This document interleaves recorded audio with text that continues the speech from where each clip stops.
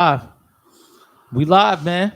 Yo, Yo, yo, yo. Pick and Roll Podcast, episode 34. We just getting it cracking. What's going on, Dave, man? Stephan's record, man. Yeah, man. The greatest shooter of all time has just solidified it. He was two away tonight against the Knicks. The game right now is in the fourth quarter. We checking it out. Steph Curry just broke the record, man, with Ray Allen watching, man. All the Mm-hmm. celebrities big time in the Garden. I'm glad it didn't happen in Philly. Yo, listen, I got to give it up for my Sixers, but I also thought it was preposterous that people thought he was going to hit 10 threes in Philly. I mean, Nah, 10 threes is absurd. bro, 10 threes is out of control. We not gonna sit here and act like he hasn't done it. Yeah. multiple 30 times to be exact. But we're not going to sit here and act like the Sixers is some cupcake team that's going to give up 10 threes. Now, knowing their personnel, like, you know it was going to happen. Yeah, now the one that was ridiculous was the game before Philly when he needed 16 and it was like, can he get it tonight? No, he's not getting those 16. Oh, yeah, that's ridiculous. Yeah. If he hit 16 threes, cancel the season, right? And that team should be fine for not playing defense. That's what I'm saying, man. The 10 threes, I thought it was absurd, but I'm happy that he got it so he can get back to playing because he's looked out of sorts going after this record. Yeah. You know, it's got everybody chasing him. And quiet as kept, I loved some of the things he was doing when they were taking the three away because he showed how great he is at finishing. Yeah. It's just that team needs him to keep that floor stretched and hit those threes. Yeah. That's what it is. He'll get the floor will be more space when Clay comes back. Yo, definitely when Clay comes back. We're looking at Christmas. I think if Clay was back when they played Philly, I think he would have got the record. No.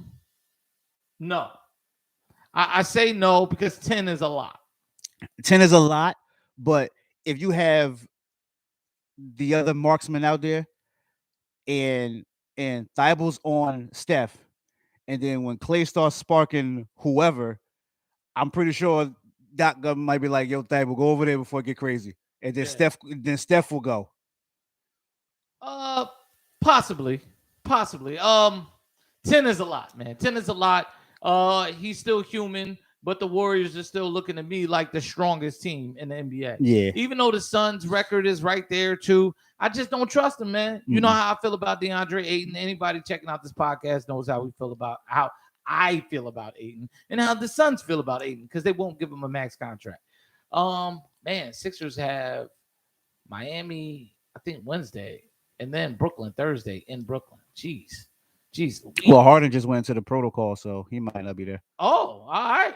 Let's go. So. We need to string together a couple wins right now. It'll be good. The win against the Warriors was really good for Philly. Mm-hmm. But then last night they sat Embiid and really just took the night off. They treated it like a practice day. Yeah. And they got smashed by the Grizzlies. It was unwatchable, man. Yeah, I tuned into some of that game and before I turned back to the Rams and Cardinals. Yeah, that was rough to look at.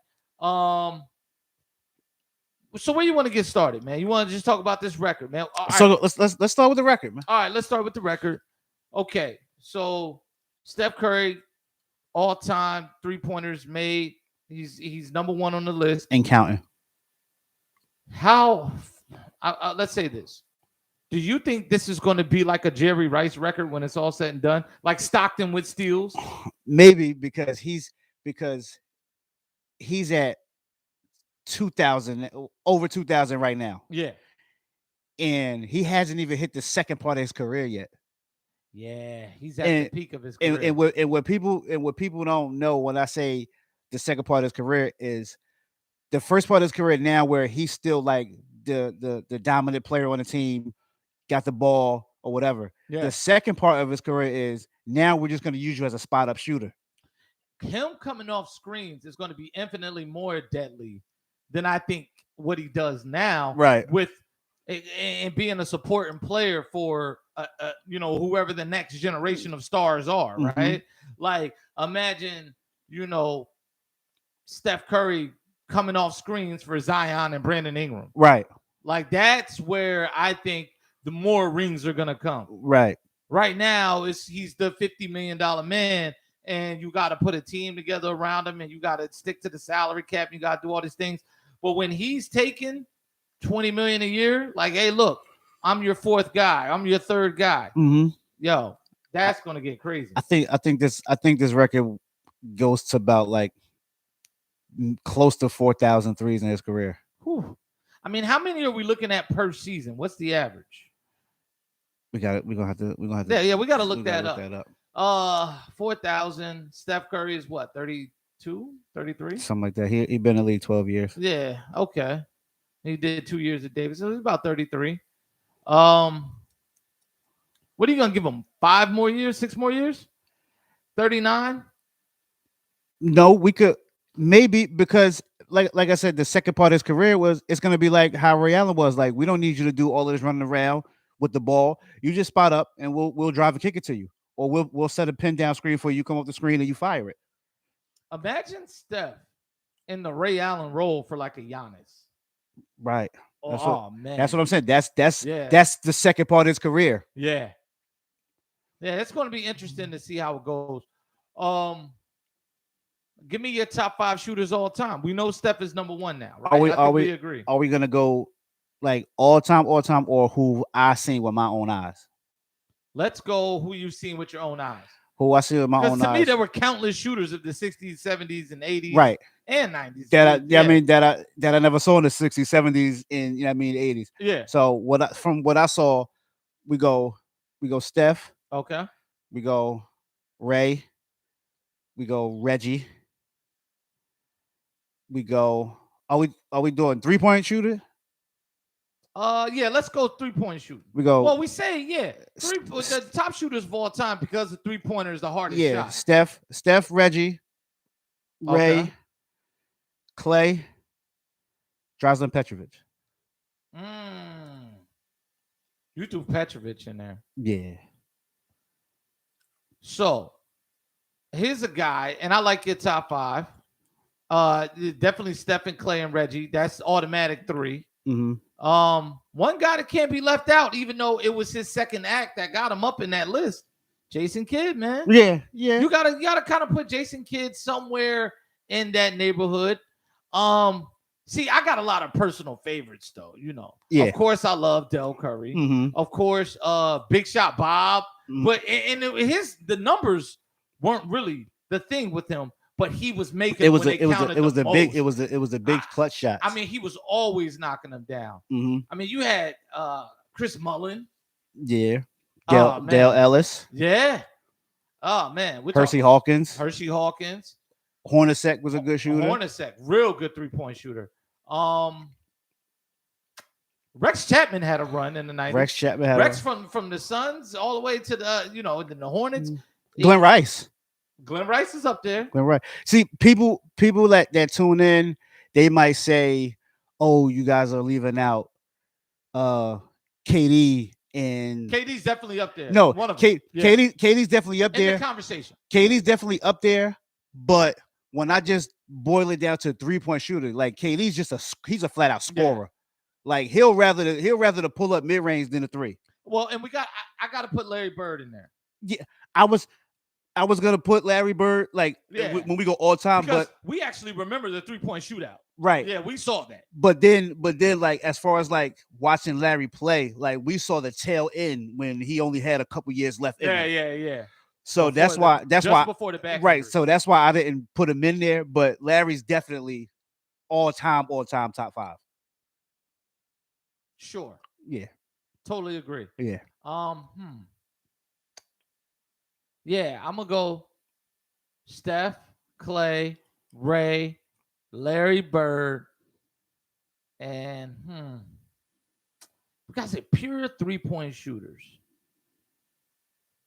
There's a few, man. Mm-hmm.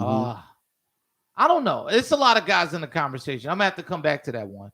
Who my number 5 would be, because you also got Joe Dumars. Joe D was a killer. Yes. Oh man, Mitch Richmond. Mitch was lights out. That's one of my favorite players. And we can't forget about like people like Pager. Flat out 3-point shooter. Turkoglu. Yeah. Listen, man, look. Orlando had one of the best 3-point shooting teams of all time around Dwight Howard. Yeah. Rashard Lewis was a killer. He was a killer. He was $100 million killer. Mm-hmm. A lot of people don't remember that, man. Original Splash brother, him and Ray Allen in Seattle. Yo, crazy times, man. Crazy times. Yeah, we got. This is good. We gotta start this debate topic. Who's your top 5 3-point shooters of your lifetime? And I think it was good that Steph got the record, like especially at the Garden. At the Garden, where basketball means so much, right? You know, I don't care if Steph gets the record in Memphis. No disrespect to the city of Memphis, you know, but I don't care if he gets the record there. But I'm glad he didn't get it in Philly. We've been through enough. I've been through enough. That would have done. That would have negatively impacted my mental health. You didn't want him to get it, like, so you can celebrate with his brother? Man, I know people that got tickets to the game. I couldn't afford to go to the game.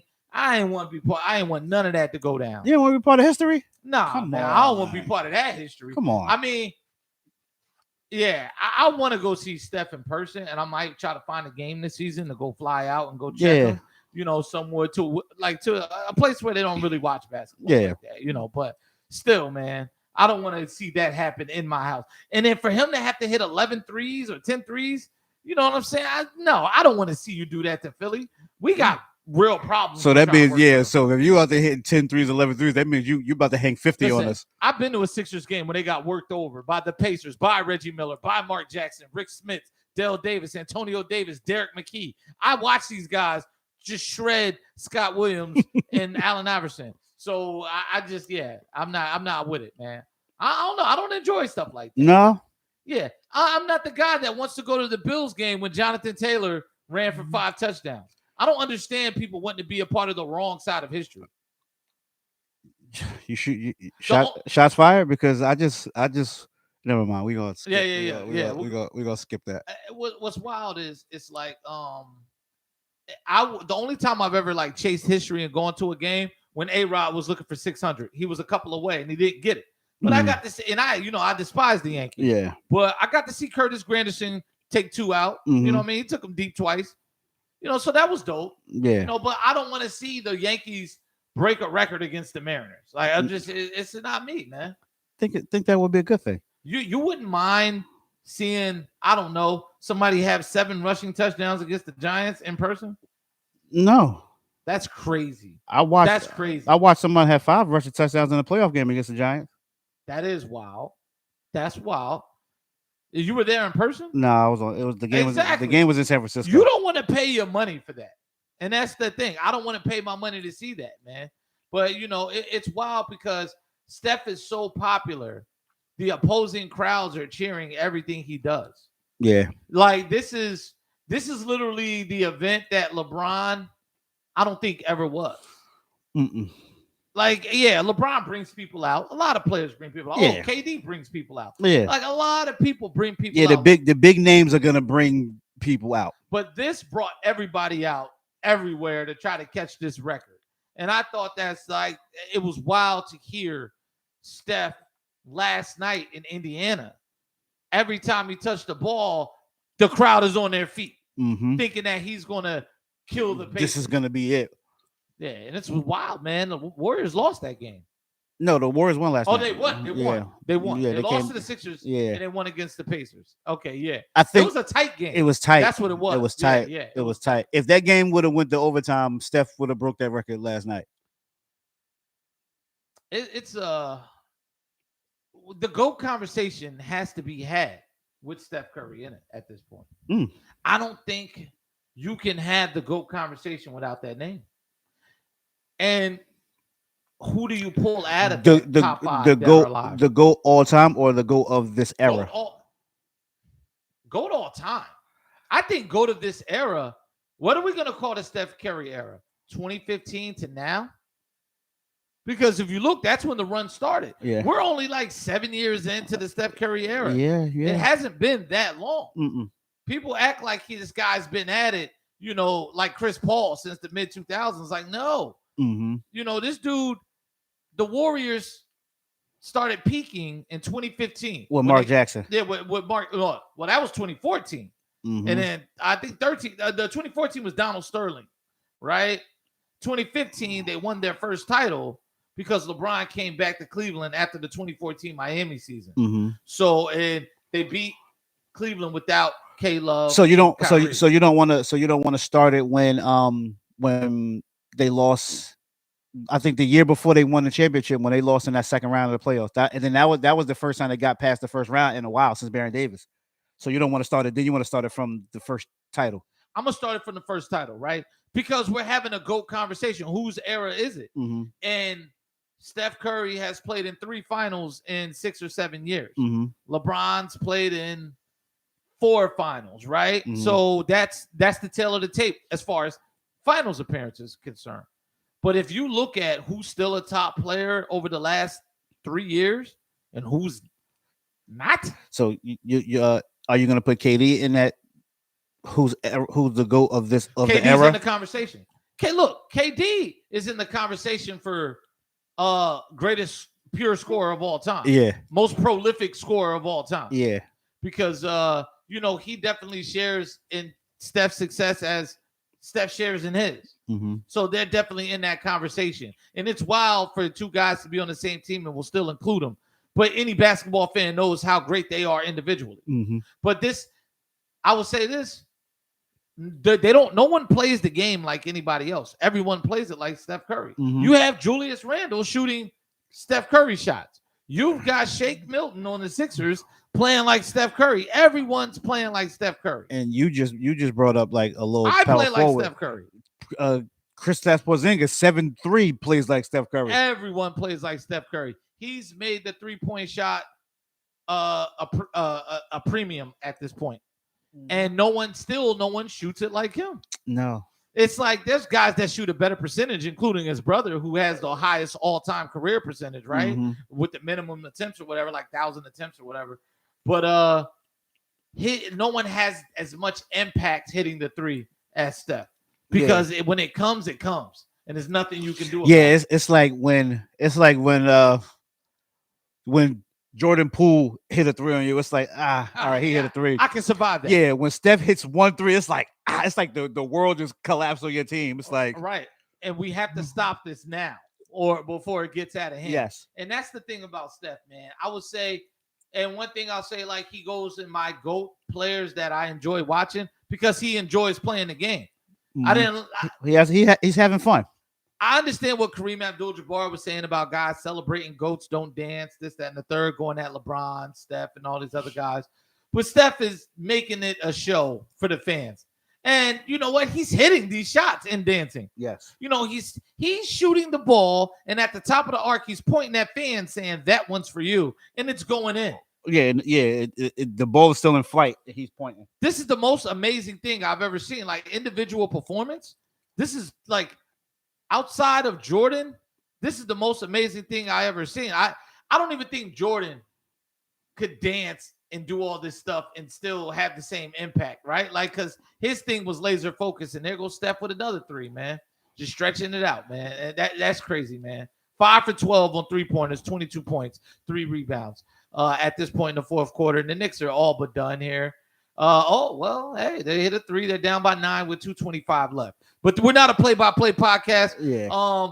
Let's talk about before we switch it. I think the only knock on Steph's career right now is he doesn't have that Finals MVP, which I think he was robbed. They gave it to Iguodala. Yeah. But you know what? Dellavedova had played a great series on Steph. He did. Not a great series. He had like a few great. He had like 1 or 2 games, but at the end of that series, Steph still averaged like close to 27, like 7 and 6 or something like that. But Dellavedova was a large part of the reason why the series went as long as it did. Right. Yeah. But when you win the finals and your best player is averaging close to 27, 7 and 6, like I can't argue with that. You got to give it to him. Yeah, you got to give it to him.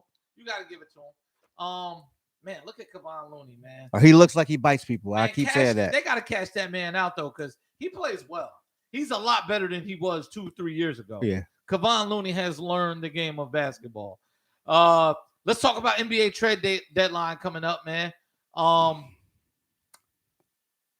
Who's going to get, first of all, who do you think is going to get moved first? Ben Simmons or someone on the Lakers? Probably Ben Simmons. Because I only say that because like we spoke about this last week. Like there's been reports where like trade talks with Ben Simmons has like it's starting to heat up. So you never know. Well, December 15th is tomorrow, and that's the day that everyone that's going to be available for trade will be available. So we'll see. Like I want to see how serious it is when they say the trade talks have been heating up. Yeah. Well, they're talking two team, 3-team, 4-team deals. There's going to be a lot of movement around because Ben Simmons, for what he is and the situation he's in, you got to be flexible and you got to kind of abstract how you're approaching this trade thing. Right. Because for the kind of player he is and the teams that you want things from, they might not have everything you want back in return for Ben Simmons. Mm-hmm. So you're going to have to add. bring someone else in, play with some money, maybe get some draft picks from another team. Honestly, I think before Ben Simmons will be traded, because I think Daryl Morey is still fairly dug in, I think the Lakers are going to have to make a move. They're just a bad basketball team. And they're bad because their expectations aren't that. And the West, listen, there's a lot of losing records in the West, man. The East is stronger than the West this year. Yeah. The Washington Wizards are better than 60% of the West as of this moment. I don't know if that's going to sustain. No, Bradley Beal doesn't even think it's going to sustain. They're on the skid right now. Yeah. Yeah, they're on a nice little skid. Yeah, right they asked Bradley Beal, will he sign the extension? He said, we got to wait and see how this plays out. Yeah. I don't know if this is sustainable. Yeah. It's not. It's not. And I was looking at the East, and what's crazy is the Bucks are still right there, and they're undefeated this year when they have all three of their stars playing. Mm-hmm. They haven't been able to get all three of their stars often. They've only had 11 games with them. I still think the Bucks are the class of the Eastern Conference. I think the Nets, unless they make a move and start getting something out of Kyrie's spot, I just don't see them having the upper hand on the Bucks. I won't be surprised if Kyrie suits up this season. The problem is New York is strictening up again. Like they're getting stricter with their guidelines because COVID's back on the rise and everything. Oh, that's crazy. It's 40 seconds left. Come on, Steph. You ain't got to do that to him. Yeah, but with the COVID guidelines strengthening again in New York, I don't know if he's going to be able to actually, suit up. And now you have to convince other teams. You got to find a team that doesn't care if Kyrie plays or not. Yeah. At this point. And that's why I say Orlando, if I'm Houston, Indiana. Here's John Wall. Mm-hmm. The contracts match. Here you go. Mm-hmm. Indiana, you're in the tank anyway. Yeah. Kyrie for Sabonis and LeVert. Get LeVert back. Yeah. Or another player. Or if I'm the Nets, if I don't want scoring from a big, and since I already got KD, you could give me LeVert and you could give me Miles Turner. Miles Turner. I heard the Lakers had some interest in him. Yeah, you can give me I Miles thought Turner. that was absurd because the Lakers need scoring. Yeah. I'm like, you're gonna add another big man that just scraps to a team that only knows how to scrap? Come on, man. I think a Lakers move is coming first. Do you think Russ is the first man out? Maybe. It's quite possibly because it's like people just need to get it in their head like it's not working. Yeah. It's not working. Like the Russ experiment is a failure. This Laker team as a symbol is a failure.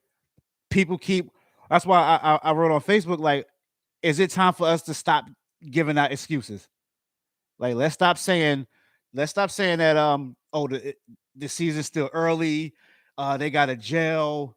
Like, let's stop it. Like we're a quarter into the season. It's almost the Christmas time games. Then before you know it's gonna be trade deadline, All-Star game. Like, let's just stop saying it. Like, it's not working for the Lakers right now. Yeah, if you haven't turned the corner by now with the team you have, and especially a veteran team, you're not going to turn the corner. Not in the West with as strong as and deep as these teams are, man. And a lot of them teams are not even 100% healthy right now. No, not at all. Not the Nuggets. Not Golden State. Yeah, people are still dealing with COVID, and they're consistently better than them. And the Lakers are dropping games to lesser teams. Let's They, just put it that way. and They are the lesser team. yeah, and their schedule has been like terrible for them to like the schedule to begin the season was tailor made for them to get out of the blocks hot, and they just couldn't do it. Like now, everybody's making this big deal about LeBron being named Player of the Week. Yeah, it's gonna be easy to get Player of the Week when the three teams you played was Boston, OKC, and Orlando. Yeah, and they called Boston at the back end of the road trip. Yeah, I watched that game. The Boston was out of it, man. The travel schedule kind of leaned on it, but no excuses. Everybody's got to you could go west and Yeah. play a couple games in LA. Yeah. Everybody's got to do that at some point. Are there any other stars you see getting moved? What do you think happens with Zion Williamson? Because this is interesting, and this came about last week after we did our podcast. The rumors are and the reports are, well, first of all, they're shutting him back down. You're not going to see Zion this season, in my opinion. Mm. They're saying he's 330 pounds and his foot is still sore, during rehab. I said, of course your foot's going to be sore. There's 330 pounds on top of it. How are you going to heal a bone in your foot when you're a interior lineman in the NFL? And you're trying to play basketball where you got to run and jump. This dude's out there looking like Charles Haley.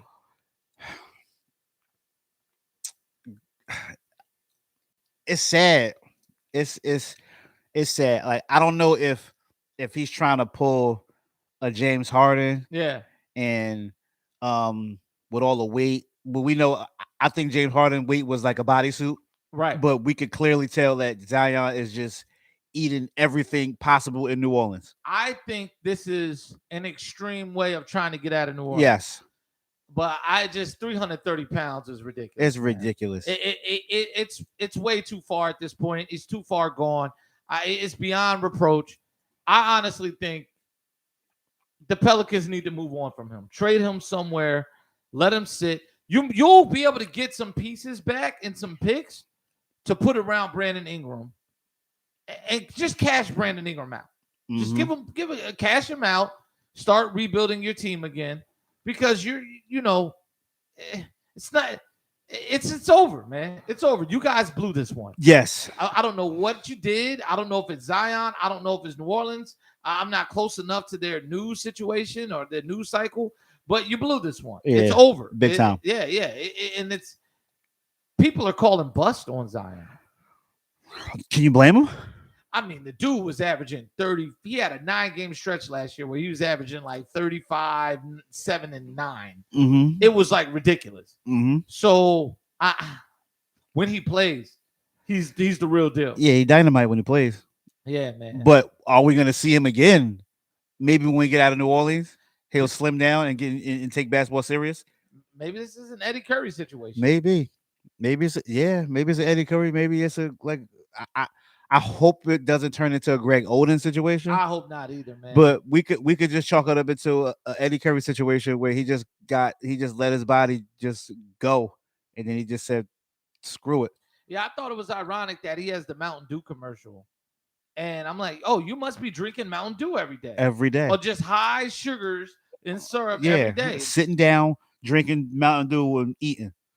I mean, all the jambalaya and po' boys. I know your foot is hurt, but whatever happened to the stationary bike? I know you can afford a Peloton. I know you can get in the swimming pool, zero gravity stuff. You know what I'm saying? Like, it's just, this is unacceptable. If it comes out that he did this to get out of New Orleans, I will never support him again, because this is just going too far. Right. This is like, that's Ben Simmons level manipulation. And the fans don't deserve that, man. No. Like, and people, look, you signed up to be a part of a business. Just do your job. You're getting paid very, very well. You're going to get the $230 million contract. If Michael Porter Jr. got it, you're going to get your money. You're going to get it. They'll find something to do with you. If you can make it clear that you want to go, just play, keep your value high, show up, do your job, and get your money. Mm-hmm. You're going to get paid, Zion. You're going to get paid. You're worth way too much to the game. So, oh, man. Oh, that's dope. Yeah. Reggie Miller and Ray Allen are giving Curry his jersey swap. $2,974. Yep. Damn. A lot of threes, man. A lot of threes went up. A lot of hearts broken, man. Steph is a killer, man. He's really a killer. So he's almost at 3,000 now. So that 4,000. let's scratch that. We might be pushing 5,000 Yeah. because he's already at 3,000 now, and the season's not even over. He's on pace to hit almost 500 this year. Yeah. So let's say he hits 400 a year over the next 6 years. Yeah. Yeah, we're looking at 24. Yeah, he'll be close to 6,000 when he's done. If he can keep it up, if he can stay healthy, keep it up. God forbid anything's happened to him, because to me he's good for the game. There's never been any scandal. You've never seen Steph Curry throw hands. You never seen any of that stuff, man. So he's just a good guy, man. I respect him.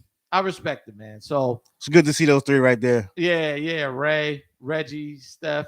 Man, we're doing this podcast. I Yo, wish we could listen to it. They interviewed Reggie before the game, and Reggie was saying they were asking him, Shaq and EJ and them was asking him about the threes when he was young, and he was like, it was like frowned upon by the coaches, like, yo, why are you shooting so many? The league then was the big men go first, and then you gotta get play from inside out. So he was saying when he came in as a rookie in '87, it was only 28 teams. So all the teams combined, it was about 5 threes a game. Yeah. Now it's like 30, 34 threes a game. People are just jacking them. Even if your team sucks and they probably should go into the basket more, they're just gonna jack the threes. So can you imagine, like, if Reggie was able to, if the league was 3-point heavy like it is now, I think this record still might be getting chased. Yeah. Yeah, man. Oh yeah. There's no doubt in my mind with the kind of plays that were called that if you gave Reggie Miller 10 or 12 looks a game, that he wouldn't have similar numbers. And definitely Ray Allen, especially when he was controlling the offense in Seattle. I mean, Steph, he changed isolation basketball. Yeah. You know, and he, because of Steph, the high pick and roll is much more valuable than it ever was in the NBA. Imagine the high pick and roll with those Utah Jazz teams and all the shooters they had around those guys. Hornacek would have just ate. He would have been like Klay Thompson next to John Stockton, you know, because it would have been, you'd have had to guard Karl Malone, you know, and then you're going to have to pick your poison if the game was played like this.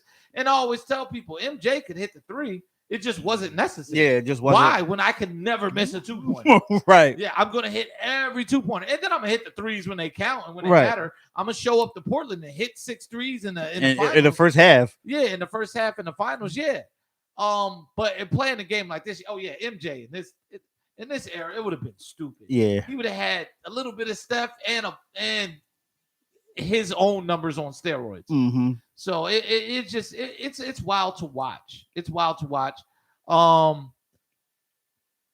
Yeah, man. I think that's NBA talk December 15th, which is tomorrow. We're gonna have the trade deadline. I'm anxious to see what happens, man. Yeah. I'm anxious to see who's gonna jump out there first. I think Denver has to address their injury struggles.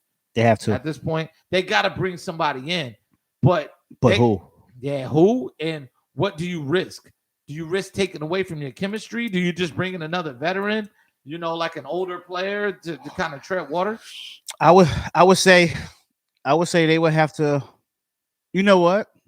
I would since Michael Porter Jr. is out, yeah, I would actually call Detroit to see if I could get Jeremy Grant back. Jeremy Grant would be a good pickup for them. But do you have enough to give Detroit right now, right? Jeremy Grant's just not walking away. In Detroit, I think if they're going to let Jeremy Grant go, they're going to want hella draft picks. I don't think he's worth that much draft picks. They're going to want some second rounders because second rounders have value when it comes to like overseas guys. Yeah, I'll give him a couple second rounders. Oh no, you give him a first. Yeah, a first and a bunch of second rounders and maybe another. A player's going to have to come back. Yeah, well, I'll give him that because then like I wouldn't go out there and address like a guard because Jamal Murray's coming back. Okay. So I would go fill the void of Michael Porter Jr. Question: is this trade deadline the end of Jason Tatum and Jaylen Brown? This trade season, do you see the Celtics making that move? It all depends on what they can get. I think it got to be broken up, and I think it's clear you keep Jason Tatum. Yeah, you got to. Yeah, he has. To me, he has the most upside. Yeah, out of the two, his game is more polished than Jaylen Brown's. Yeah. Real quick, Portland Trailblazers with CJ McCollum out, they're continuing to lose. Does Dame Lillard leave? He wants a 2-year, $107 million extension, and they're reluctant to give it to him because they don't want him to turn around and wild out afterwards. yeah. I think eventually he'll get moved. Okay. If not this season, off season. All right. He'll get moved. Okay. I think it's going to be this season, though. It's no point in holding on to him. Get him while the value's high, or let him go while your value's high. Take back as much draft capital and get as much as you can going toward that rebuild as possible. It's if this was a few years ago, then I would say like, yeah, Dame is going to go at the trade deadline. But now with that play-in tournament, like you still have a chance. Yeah. But no. I think I just don't see them even. I said there was an outside chance they'd be in the play-in tournament. They'll get in the play-in tournament in the West. They'll get in the play-in tournament. Yeah. I don't know. It's tough, man. I predicted 10 games under 500 by mid-January, and we're on pace, man. We're on pace. They're getting there. Yeah, let's look at the Blazers record right now. But I predicted 10 games under 500. They're 11-16. Listen, man, that's 5 already, man. And they playing the Suns tonight. They're playing the Suns tonight. Make it 6, baby. I know a lot of people like to think I'm wrong. They're like, "Oh, Chris, man, you don't know what you're talking about. You're a hater. You hate." Listen, man, it's not hate. It is what it is. I know what I'm looking at, and that's not a competing team. They're just not a competitor. They're not an elite team. They're not one of the top guys. Just spoke them up. He's averaging 21.6 points per game and 7.7 assists this season. That's not very MVP-like. That's not usual Dame numbers. Nah. You know, I think age is creeping up too. But that's a conversation for another day. Let's move on to the NFL, man. Let's start it off like this. Talk to me. Who's your top team in the NFC following Monday night's game between the Rams and the Cardinals? I gotta go with the Rams.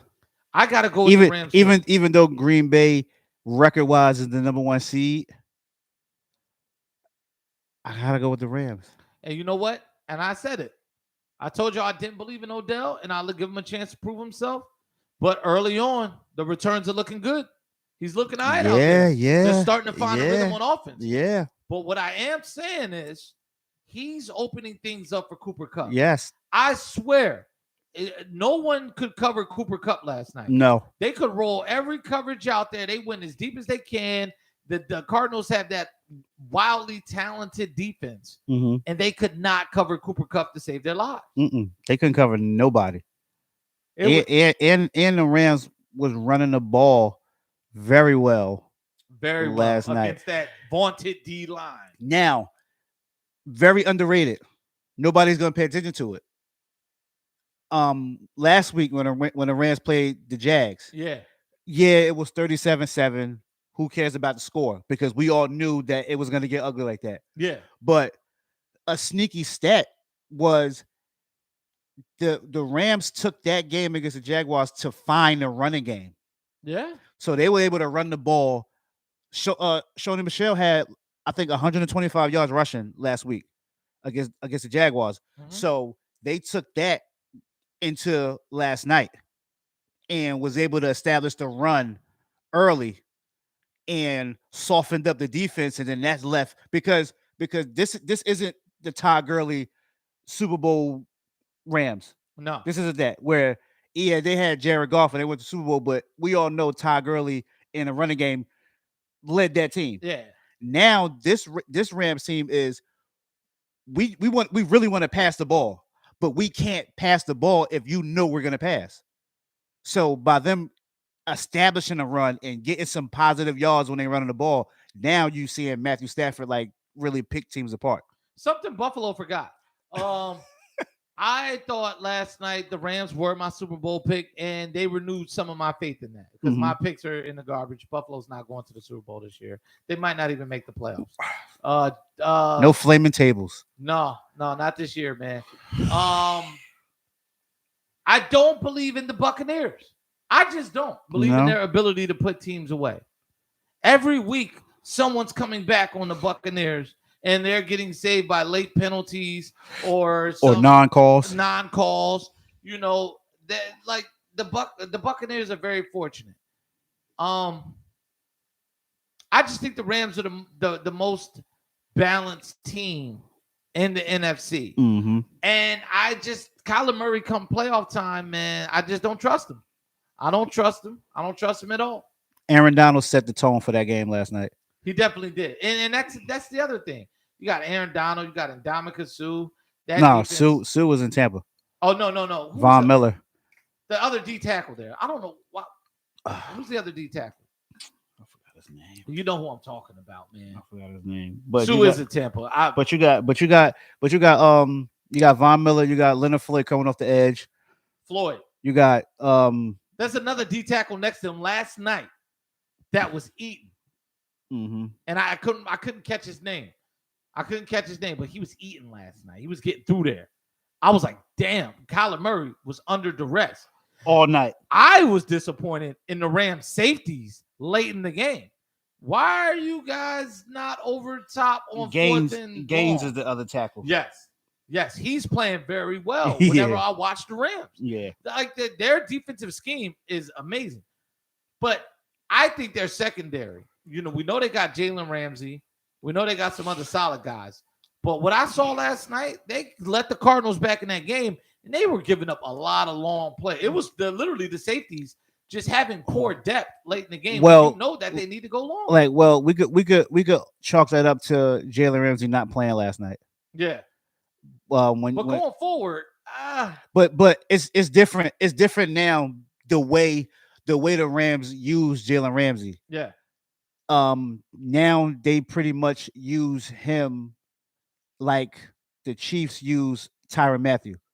Jalen Ramsey, he just doesn't play the corner now. He's outside. He's in a slot. Sometimes they got him at safety. Like he moves all over the place. So last night, without him, you could tell the secondary looked lost. So by the pressure that the front four was getting was helping them without Ramsey, because you don't really need much pressure with Ramsey out there. Look, they barely held on to that game. Yeah. If it wasn't for that D line. But I just saw a lot of bad safety play last night. Yeah. I was sitting there, so I was talking to my pops. I said, "Does anybody want to cover?" I was like, "This game should have been over." Yeah.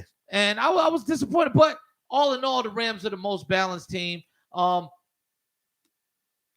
know I said the Cowboys would be in that conversation, but they're another team that can't put anybody away. First of all, I followed that game because my fantasy hopes were dependent on Tyler Heineke and Terry McLaurin, and it went up in smoke. But they did come back and make that a game. Dak is turning the ball over. They're out of sync. They get in sync early, and then they fall out of sync and can't keep it going, and for the rest of the game. And to me, do you think they're saving Zeke for later, or do you think Zeke is just done? I think Zeke is just done. Zeke Elliott is one of my favorite running backs coming out of college. I said I'm on record saying he was one of the most complete backs I've ever seen come right out of college. Right, like he was complete. He was ready to play day one. But him being on that roster is a problem if he can't contribute, because he's got to be the guy to put those games away. I think he's gonna be gone next season. He should be. He should be. If he's truly cooked, he needs to go. I think Dallas spend that money elsewhere. I think Dallas has Pollard. Yeah. Younger, cheaper. So I think Dallas come to Zeke and say, we need you to take a pay cut. Give us some money back. Yeah. You know what I mean? Because we like this 2-back system. Give us some money back. And then if Zeke turn it down, then I'll just be like, all right, well, nice knowing you. Micah Parsons. Who gets Defensive Player of the Year? Him or Aaron Donald? Well, we gotta also look at T.J. Watt and Miles Garrett ahead of both of them. And we gotta look at Trayvon Diggs. No. Trayvon Diggs is not up there. Oh, you don't think he is? Not the numbers. You don't think the numbers will get him in? No. Yeah, in the conversation? he has the interceptions, but he's given up the most yards for a corner this season. Mm. So that disqualifies him. Oh, well. The argument is he's taking advantage of the fact that they're throwing at him. Micah Parsons, Micah Parsons though makes that defense go. Yeah, he's the difference maker. When I said they drafted him, I text BMAC and a couple other Cowboys. I say that's a pick. Yeah, that's a pick. Micah Parsons is turning into the best player on their team. Look, I saw it in the preseason. I was like, oh, this dude is a missile. Yeah, he can destroy. He's the best player on that team. Yeah, right. Dak is he's not getting any better right now. Like as the season's going on, he's been getting worse. I felt like when he came back, they've been struggling to find that key that they need to be on in order to play well. I thought that was the issue with Dak. I think he's playing scared. Scared of getting hurt? Yeah. I don't see him. I think he needs to be a little more aggressive about escaping the pocket and getting up the field. He's got to break containment a couple of times to loosen up that coverage. Yeah, it's like the running lanes are there, yeah. And it's just like in his mind is like I can't outrun nobody anymore. I wouldn't be surprised if that's the goal though. Like they're telling him, like, hey, you can't break your leg. Like we have no options after you. You cannot get hurt this year. Save some of that for the playoffs. You know what I mean? Even though Dak threw that terrible pick six.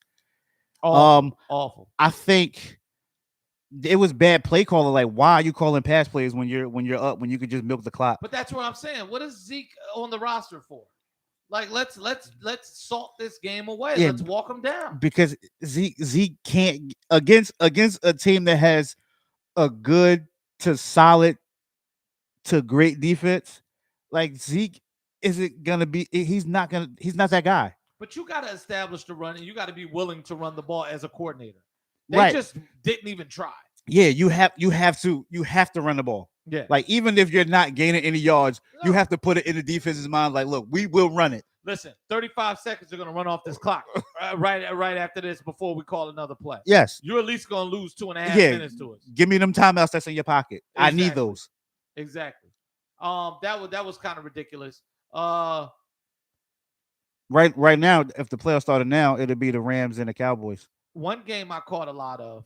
I was flipping back and forth on the tickets. Panthers and Falcons. I don't know what made me watch that game, but I think we saw the absolute end of Cam Newton. I don't even know, like, he just doesn't look like he can play anymore. Yeah, I don't even know who he is. I don't recognize him. I don't even know if he can be a backup because of who he is and because of his stature. I don't even know if he has backup capabilities at this point.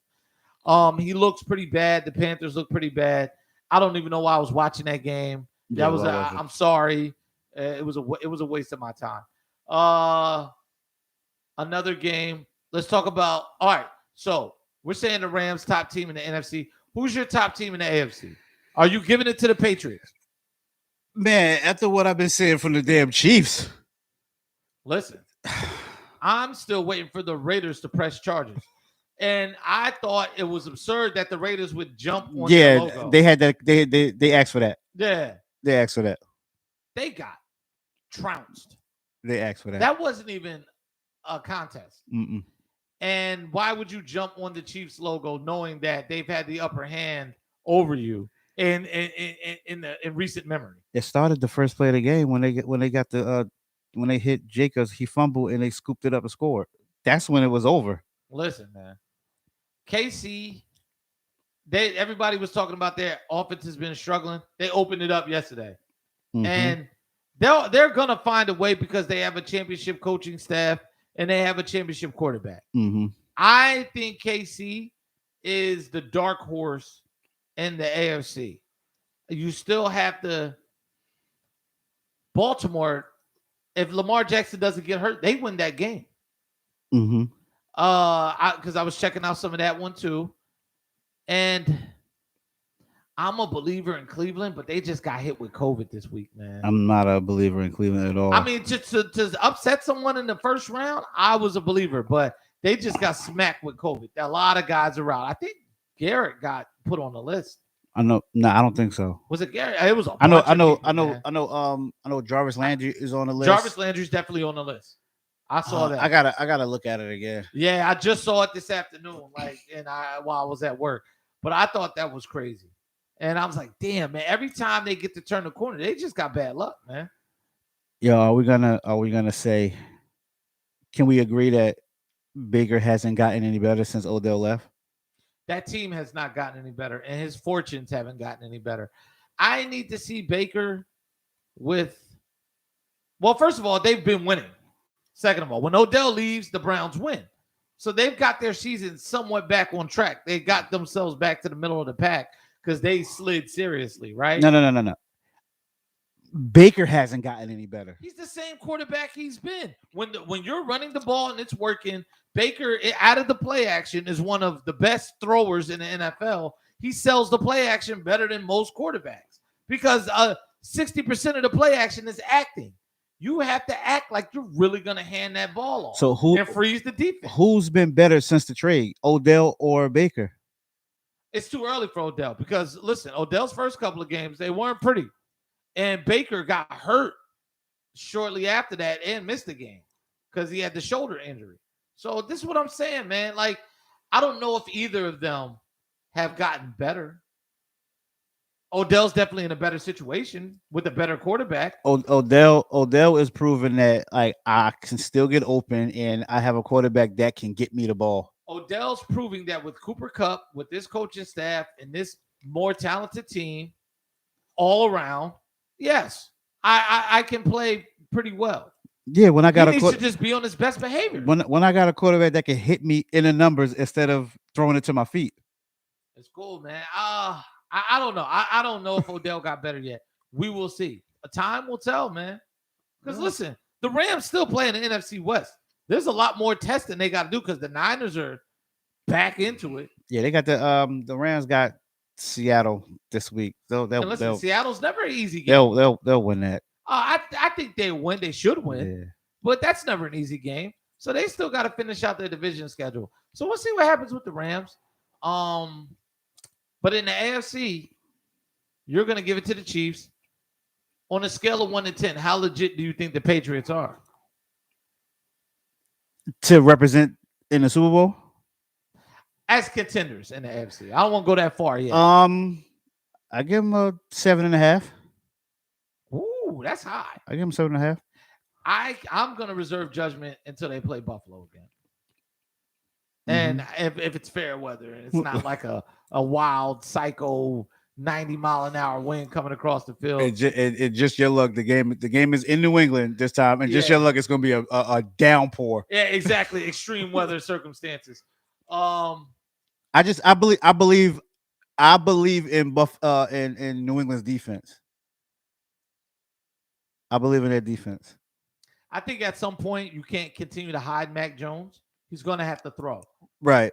I think Buffalo has been one of the softest run defenses. We give up long runs like it's 1994. Listen, just play the Giants, and we're not going to go on a long run. Listen, yeah. I mean, yeah. I wish you guys were on the schedule. We got the Panthers and Falcons though, so coming down the stretch. But what I'm going to say is, Mac Jones is going to have to win a football game.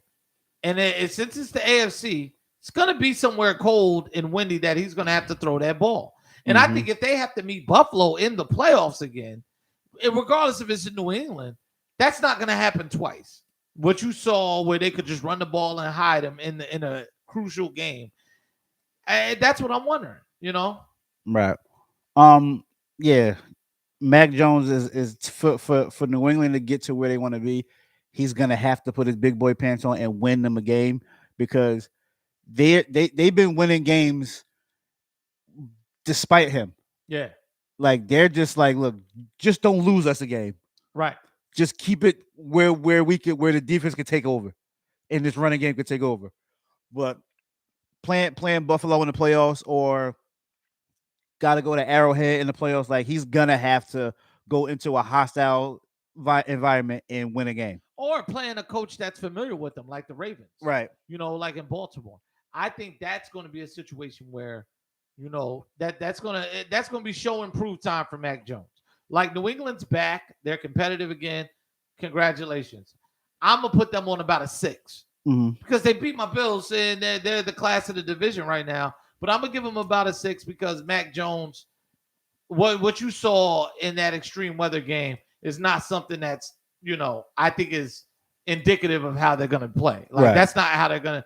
That's just that can't be how they win games against most of the teams. Right. They're not beating Kansas City like that. Mm-mm. No. So, my Bills, man. Your Giants, man. We can't beat a good team. We can't beat a team. Yeah, that was pretty bad, man. That game got out of hand quick. As now that we got the news that Daniel Jones is out Sunday against the Cowboys, like we can't keep trotting Mike Glennon out on the football field. Who's Jake Fromm? Yes. You want to see Jake Fromm? Yes. Because as a Bills fan, I didn't want to see Jake Fromm. I want to see anybody besides Mike Glennon. Like we could throw the punter Riley Dixon out there and be the quarterback. Mike Glennon hasn't won a game as a starter since he was a quarterback for the Bears in 2017. Damn, it's been that long? He hasn't won a game. He was in Tampa for a while. He hasn't won a game. After he left the Bears, he was with the Jaguars. So there you go. I forgot I didn't know where he was. It's like a black hole in my mind of where Mike Glennon was. Yeah. I didn't know he was still in the league till you said something. And then it's like for all of this, like we could have just kept Colt McCoy. Colt McCoy won us a game last year. I always like Colt McCoy. But now it's like with Daniel Jones, like being a Giants fan, I'm spoiled. Yeah. I'm used to Eli Manning always being there. And now, like Daniel Jones is just like, whether it's the concussion, whether it's the neck, whether it's the hamstring, like he's not available to me. Right. So now it's like really time to explore other options as far as quarterback is concerned, because he's not proven to be a franchise quarterback with the number 6 pick that we drafted him at. So the rumor is Russell Wilson is willing to waive his no trade clause to come to New York. I'll take look. What are you giving up for Russell Wilson? I'll give them a 1. I'll give them Daniel Jones. I'll give them a 1. You gotta give them more draft capital. Yeah. I'll give them Daniel Jones. I'll give them a 1. I'll give them a 1, a 2, and maybe one of them 4s that we got. Okay. Because they're going to be high picks. Yeah. Yeah. That 2 is pretty much another 1. Right. With the way your guys' record is going. So, but here's the thing with Daniel Jones. Like, I think he has talent. Mm-hmm. But I don't think there's a quarterback in this draft class that's an upgrade. No. So if they think about getting rid of Daniel Jones and drafting a quarterback, I don't want that, because that's pretty much telling them that's a whole new rebuild. Now, I'm willing to trade Daniel Jones for an upgrade. Aaron Rodgers, Russell Westbrook. Yeah. Russell Wilson. Yeah. Deshaun Watson. Like, if it's an upgrade at that position, I'm all for it. But if it's not an upgrade, I'll just rather keep what I got and then just build the offensive line.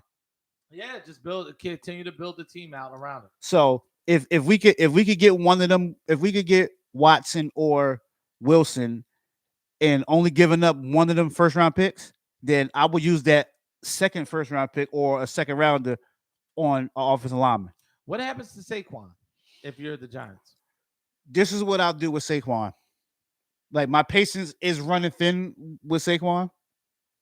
I would franchise him and have him play on a prove it contract. Yeah. We'll give you one more year. We'll build this offensive line. We'll get you a solid quarterback, and we'll see. Right. If you're not getting any better, then we got to cut ties. We got to cut bait. Yeah. What's wrong with the Pittsburgh Steelers in your opinion? Big Ben. I've been saying this for years, man. People think I'm a hater. He ain't got it no more. Mm-mm. This guy can't run. He got hit from behind. He didn't even see the blitz coming. It was clear as day that the Vikings were blitzing. With the way he got hit by Harrison Smith, it didn't look like he was going to get up. He looked like an old man screaming at the sky, asking God, "Why are you doing this to me?" It looked like his back locked up. Mm-hmm. It's time to let it go. This is going to be their first losing season under Mike Tomlin. Yeah. Even with the tie, which makes it easier to have a winning record or at least go 5, or be above 500, they're still going to have a losing season. Yeah. And I hope this doesn't blow back on Mike Tomlin because he's a great coach. He's a great coach. Shouldn't. Everyone from the top down agreed that they would keep Ben around because he's the Derek Jeter of their organization, right? Mm-hmm. Like, sorry, we're just going to let you play this thing out. But now these are the consequences of doing that. I think with Mike Tomlin, I think his hands were tied with this Ben situation. Oh, yeah, yeah. Like, I think if he would have been like, look, we got to get rid of him, they would have, the Pittsburgh fan base would have crushed him. So he's probably like, look, you know what? Just ride it out. It's like being the GM that has to send Babe Ruth, to the bench. Like, yo, man, you're getting a little old there. No, they're not letting you do that. Mm-mm. So, yeah, man. Let's talk about Urban Meyer. The report was that he had a meeting, called his coaching staff losers, and made everyone defend their resume and why they should have this job one by one. And then, I don't know if you saw it, but his weak handshake after losing to the Titans Sunday in a game where Trevor Lawrence threw 4 picks. Mm-hmm. On a scale of 1 to 10, how hot is the water around Urban Meyer? With 10 being the hottest? Yes. 15. Yo, I think it's like 175 because the media just wants, he's disliked. Like the way they write about him, they don't like him. He has to realize this isn't college. Yeah. But my issue with Urban Meyer, with trying to fire Urban Meyer is, what did he have to work with? He's here for a total rebuild. Mm-hmm. He's got Trevor Lawrence, who had some solid games this year. Mm-hmm. They just don't have enough talent to win games. They're like that bad. And I don't know if a lot of the people writing about this, I'm not sure they understand what a total rebuild is. Mm-mm. This is taking a house that you want to renovate down to the studs. We're looking at the shell of the house. And going right back at it. Exactly. We're going down to the studs and then getting back. We got to put drywall up. Yeah, we got to put more concrete down for the floor. Exactly. We got to redo the foundation. There's a crack in the foundation. Mm-hmm. Everything this is a total rehab. I'm not sure you fire him. Nah.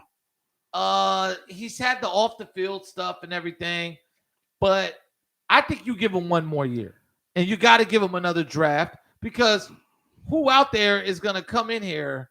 To me, the prize there is not Urban Meyer. It's Trevor Lawrence. Yeah. You don't want him switching coordinators and coaching staffs again. Mm-hmm. Because look what it did for Baker Mayfield. Mm-hmm. Look what it does for any other quarterback where you're constantly pulling guys in and out when they're just getting to the NFL and they're high-priced, high-cost picks if they don't work out. Mm-hmm. That's what I think needs to happen. I'm not one of those people that thinks he needs to get fired. I think it's a learning curve coming into the NFL. He should get some grace for that. But it's not like Jacksonville is winless. It's not like they're the worst team in football. Because that's the unequivocally the Detroit Lions. So give Urban Meyer some time. And Travis Etienne getting hurt was detrimental because that was he was really going to be the focal point of the offense. Mm-hmm. He was going to be the Percy Harvin that took all the pressure off of the quarterback. And someone that you went to college with for all 4 years and know. He was the guy that had the rapport with Trevor Lawrence. Mm-hmm. So I think that's one of that was one of the things. It's just been kind of bad luck with the Jaguars, right? Yeah. And it's a total rebuild. I think you have to sit there and look. Is Trevor Lawrence a smarter pro quarterback today than he was when we drafted him? I say probably yes. Mhm. You're going to have these 4 interception games. When Rob wants to bring up Peyton Manning's rookie season, this is a good comparison. Mhm. Somebody who was highly touted coming Yes. out of college. Yes. Not Jalen Hurts. No. This is equivalent to a Peyton Manning rookie season. Mhm. You know, it's going to be tough. There's going to be some bumps in the road. But let's get you some talent in here, man. Right. Rob will be like, yo, Jalen Hurts is better than Trevor Lawrence. Come on, man. And then my thing would be like, well, let the roles be reversed. Exactly. Put Jalen Hurts behind that, whatever that is in Jacksonville. If they put Jalen Hurts behind that line in Jacksonville, he wouldn't even know he would get hit so many times. He'd be injured for the year after like 3 games because he wouldn't even be able to recognize what's going on down there. Trevor Lawrence keeps them viable and keeps them in games.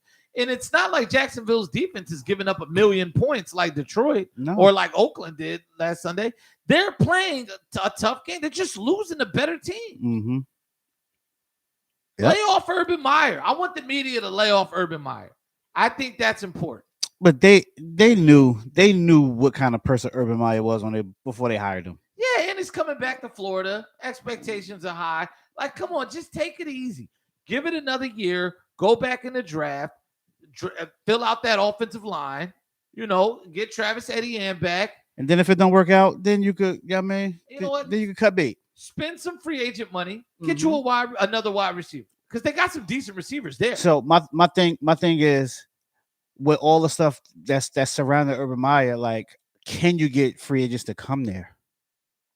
Money talks. I'm not saying you're going to get the best guy, right? Who the best available, but money talks, right? Like, you can convince veterans to come there. You might be able to pick up some tight ends, the little things that you need. That's what you need to be spending money on.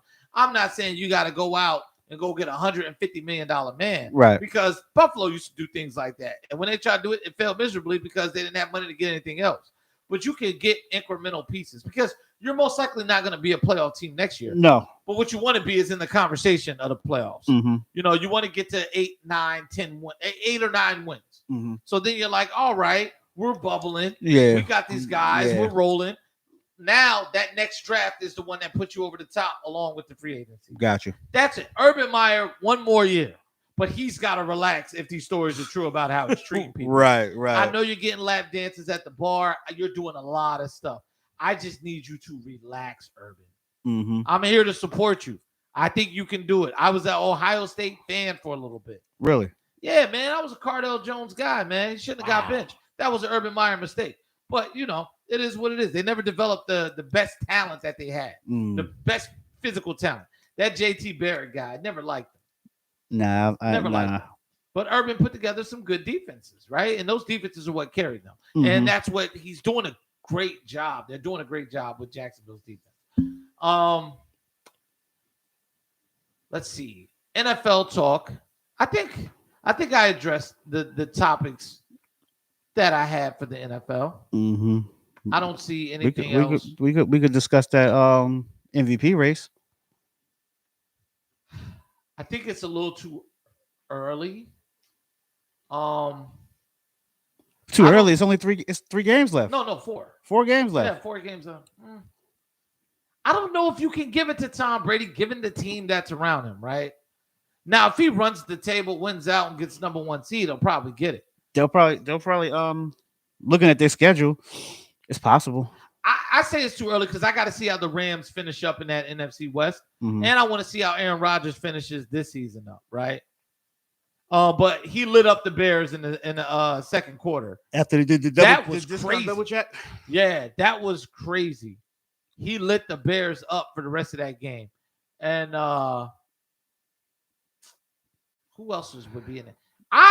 So I had this conversation with my dad. I think Lamar Jackson should be in the MVP conversation. Yeah. I was gonna say if he could come back healthy and they get the number 1 seed in the AFC, he's got to get it. He's got to get it because there's no one else there. No, he's got to get it for what he has around him, and if he can get that number 1 seed, he's got to get it.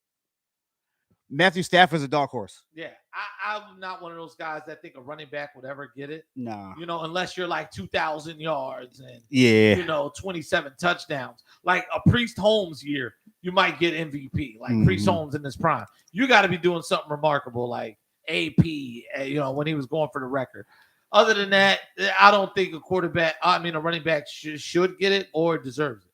Yeah. Because there's a pretty good team around Indy too. Yeah. But the Jonathan Taylor thing, you gotta stop. I don't agree. I had a guy, my old head Rick. He's a Cowboy fan, so you know Yeah. what I mean. What up, Rick? He told me last night. Well, he said Micah Parsons should win Rookie Defensive Player of the Year, which he will. He should. Defensive Player of the Year and MVP. I said, whoa.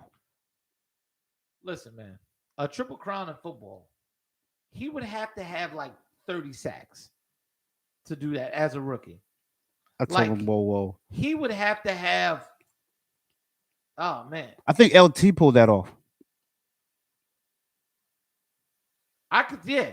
I don't think he's LT.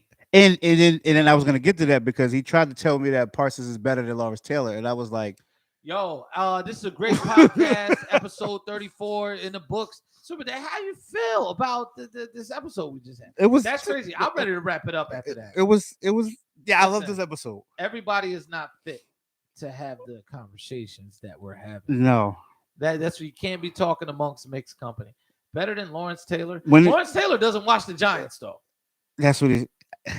I'm not gonna say what I told you on the joint. Listen, but he said Lawrence Taylor said if Star Trek was on in the Giants game, he's watching Star Trek. I'm not gonna tell you what my answer was when you told me that. Yo, but I thought that was a hilarious article. Lawrence Taylor that's my guy. And Otis Anderson was in the interview, sitting there co-signing, saying, "Look, I'm telling you, he doesn't watch the Giants. He can't stand them anymore." I said, "Damn, it's that bad." Yeah, that's crazy. No, I don't think Micah Parsons is in the MVP conversation. That I don't think you can do that. Mm-mm. I don't think he can impact the game enough. And like I say, it's not a Lawrence Taylor impact. He's just playing really well. Yeah. Right? To me, he's keeping that defense viable, not that whole football team. Yeah. People don't understand. Lawrence Taylor was the offense. Yes. By playing the defense that he was playing. Yes. The field position. He was giving his team good field position. Yes. Lawrence Taylor is the reason why left tackles get paid the way they get paid. Exactly. Yeah, I think the MVP race, I need to see how these guys finish up, and then I'll make my MVP judgment. I think it's too early for me. Yeah, I think like for all the people that got Tom Brady up at the top of the list. Yeah. You have to put Matthew Stafford up there. You have to. Because like the numbers is Tom Brady is 36 touchdowns, 12 interceptions. Matthew Stafford is 33 touchdowns, 10 interceptions. And listen, so like they're right there. And listen, look at the team with Jared Goff as quarterback and look at the team with Matthew Stafford. There's a clear indication that someone elevated that situation over there. Mm-hmm. Same coaching staff, same everything else. Look at him. Matthew Stafford is balling. And I told people, I'm just happy we're finally getting to see Matthew Stafford play the position of quarterback the way we know him how to play. Mm-hmm. We know he knows how to play. It's finally a good time where we're going to actually see him in the playoffs and with a good team around him and has a chance to do something in the playoffs. Yeah, definitely. So now this really is a wrap. Episode 34.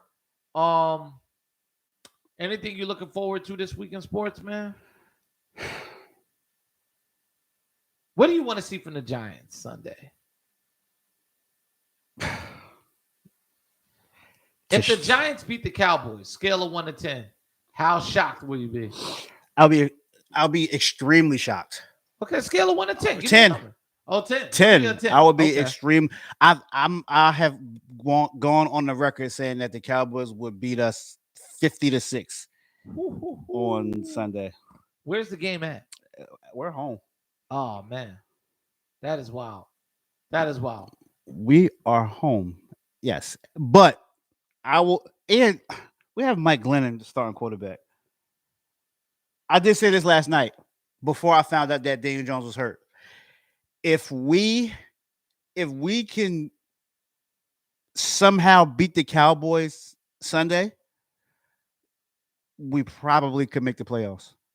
NFC is that bad, and the Minnesota Vikings don't seem to want to Right. increase their playoff Because chances at all. because after Dallas we have Philly, Chicago, Washington. Mm. So if we could steal Sunday, it's looking decent. Yeah. Well, Josh Allen's got a sprained foot, and Buffalo doesn't like to run the ball At all. Yeah, Not with the running backs. They not like with to the run it running with backs. Josh Allen. Yeah, with Josh Allen. They finally got him beat up enough to where he's on the injury list. So I'm not. Listen, man, we struggle against lesser teams lately. I mean, we've blown out a lot of lesser teams, but we lost to the Jaguars this year. I'm not comfortable this Sunday. The Bills aren't doing wonders for my mental health. Neither is the officiating because Stephon Diggs clearly got interfered with, and there clearly was a no call that should have happened in overtime, but it didn't, and it led to a game-winning touchdown for Tampa Bay. So this Sunday, Buffalo, just win the damn game. Who you got Sunday? The Panthers. Just win the game. Yeah, you can win that game. Just go out there and win the game. It's Cam. I want 2 picks. Or PJ Walker, whoever. Yeah, whoever, man. PJ Walker's not the guy. So whoever, man. Just win the game, man. Oh, what a block. The Blazers, man. They call foul. They called a foul on McGee. That's bad, man. That's real bad. But all right, man. Episode 34 is in the books. It's your boy Chris Super Dave. Follow us, Indio Media Group, on YouTube. Follow us on Facebook, Indio Media Group. We got a Facebook page. Check us out. Leave comments. Let us know what you think about the podcast. And yeah, man, hit us with some questions, man. We'll be answering fan mail. We have the homies jump in from time to time. Family members jump in. Yeah. We got different people jump in. Viewers come in. Even our spam guy. Come back, please. Yeah. So yeah, man. Check us out. Hit us up. And yeah, man. I hope you enjoy the show. And we'll catch y'all next week. Pick and Roll Podcast, episode 34. We are out. Yo, that was all ball.